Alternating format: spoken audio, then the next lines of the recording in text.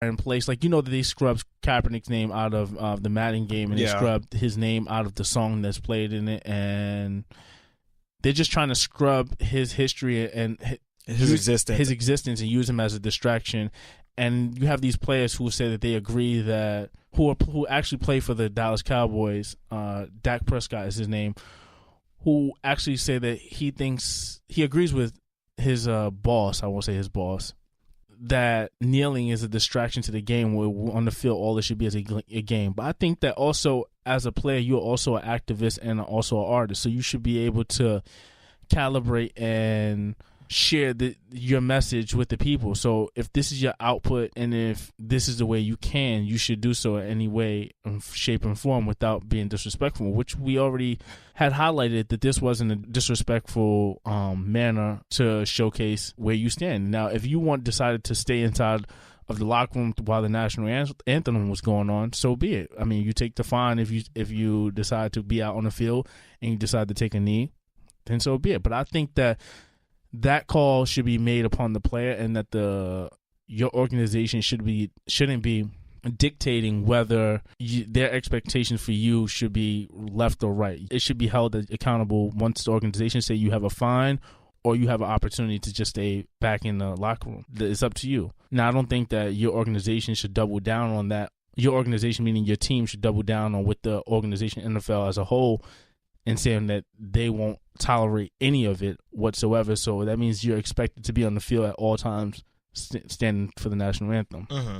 And those players who agree with that just shows that they're cowardly, and they're definitely everybody's trying to protect their pockets. Is it worth it at the end of the day? Because you think about, that Martin Luther King boycotted for like 3-4 years, like not riding. Boycotted what? Oh, you mean just in general? Not riding the bus or public transportation for 4 years. And if we can't do that, like for a season, like a few months, what does that show? So I'm going to ask you, because you have just said that you will not boycott. Well, last year I did for the most part. I didn't only watch the Super Bowl game. Okay, I don't know if you get points for that, because that is their biggest day of the year. So that's where their numbers matter the most. But you're also going back to watch this year.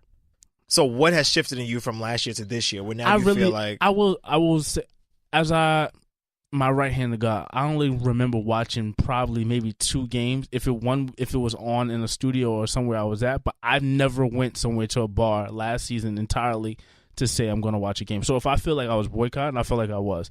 The only time I decided to like really watch or like was maybe like when I knew that we were about to like go to the Super Bowl, win. That's the only time I really know. Other than that, I would probably like check in on highlights or like on my phone, but I was never like in full support to watch. Oh no, I feel like you were side checking it.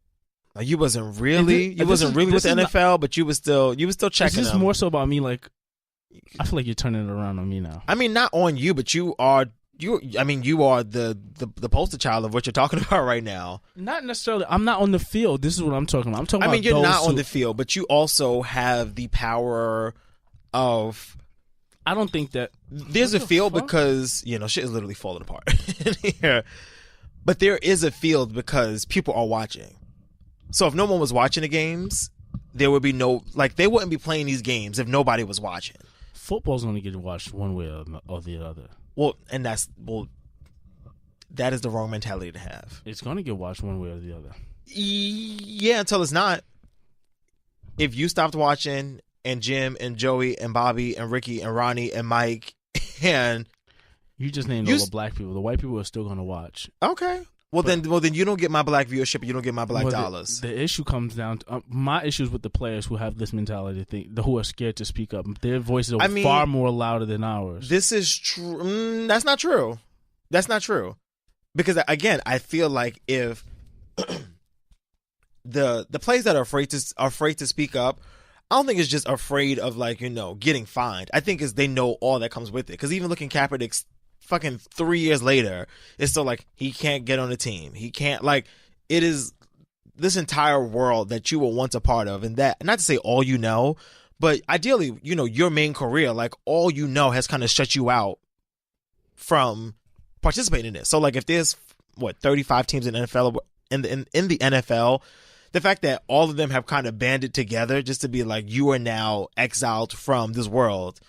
Like, I could see why people that already work in that field would be afraid to speak up, because that's your livelihood. That's your money. That's your, your house. That's your kids. Like, I get not wanting to speak up because you're on the inside. All right. So there's one thing of not being able to speak up, but there's another thing when you speak up and you're asked a question and you kind of double down on what your boss is kind of say, and because you're in fear of, or for lack of better words, you're trying to protect your spot.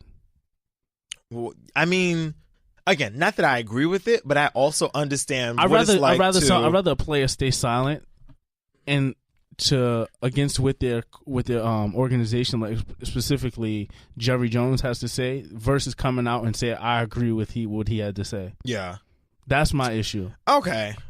But I mean, I feel you. But because again, there are going to be players that are going to be like, well, I don't know specifically, probably not that team, because they're probably so scared of him. Yes. Okay. So right. I hear what you're saying, but I think you are. How can I put this? I feel like you are coming at the wrong person. Like I feel like you're mad at. I can't even think of an analogy for this, but like. I think you're mad. It sounds like you're mad at people for like not speaking up appropriately, as opposed to being mad that this rule is even existing in the first place. Well, because if this coming from the top, ideally, if none of these rules and regulations were being put into place, there would be nobody to have to speak up against it, because the very top would be like, this is not how we're doing business. So the fact that they are choosing to find people for like not standing for the anthem or kneeling or staying in the locker room. That's been being restructured right now. But my thing is with the players who comes back and like specifically agrees with one owner who outwardly sounds a little bit racist, and he wants to run his organization like it's a slave ship. Yeah. Or a slave plantation, I should say. That's my problem. Like, if you don't feel comfortable, well, maybe he does feel. I don't. It's really weird. Again, it's very sticky waters. But I feel like it would. Like, do you really? Because I hear what you're saying. Do you really believe? Like, it's hard for me to think that he believes. Is this a black person? Yes. Oh God. Oh. Well, listen. All skin folk ain't kinfolk. Right. There we go. Look at Omarosa. Like, sometimes look at Stacey Dash. Look at Kanye West. Sometimes we got to get people the fuck up out of here. So now that you have proven to us and the rest of the lineage that you are not about it. Godspeed. Go do what you got to do. Go make your money. Go win your Super Bowl rings. But, when you get pulled over by the cops, don't ask us for shit. When, they hold you up at gunpoint, don't ask us for shit. You just say random. But did you see that they rolled up in, what's that actor's name? Ving Rhames? Oh, yeah, his house? Like, rolled up in his house, like. Because there's somebody who called 911? Yeah. What's up with people calling 911 for? That's white people's customer service now. Anytime. You using coupons, you selling lemonade, you fucking. The coupon thing caught me off guard too. Like everything is call the cops. Call the cops. Because white people know if you call the cops on a black person, shit will get escalated and they'll probably get killed. But coupons inside of a CVS? That shit. I actually think it was a Family Dollar, but yeah, either way, yeah, it was like. Sense. When literally there are shows up and through TLC talking about, hi, I'm Caitlin. Here's how I spent, $1 on $17,000 worth of groceries. like sis has an entire house that's a pantry. There's literally a show called Extreme Couponing. And it's like, look, I got 42 rolls of toilet paper for 48 cents. It's like, wow, good for you. I have 96 toothbrushes. Bitch, when are you going to use them? When the fuck are you going to use 96? What are you doing? But yeah, so. That's why people's new customer service. They used to call the KKK and now they just call the cops. So, only in America. But yeah, so. Where can they check you out? Where can they check you out is the better question. Make sure you keep it with the show on all platforms: iTunes, SoundCloud, TuneIn, Spreaker, Mixcloud, Google Play, and iHeartRadio. You can follow Focus at Focus_JRJ. You can follow me at _Hey Malcolm. You can tweet along with the show using the hashtag Fully Loaded Podcast, or more conveniently, FLP. And that is this week's episode. Yo, this audio, some I don't know if it's my headphones. No, something's off. I don't know if it's like the compressors, like something is off. Anyway, until next time, guys. You know what? Fuck it. At Focus _ As long as this whole show exports and uploads, I'm fine. Like, no shade, but y'all will deal. This is not the first time we had fuck ups. Okay. Y'all be good. Until two. We'll talk in two.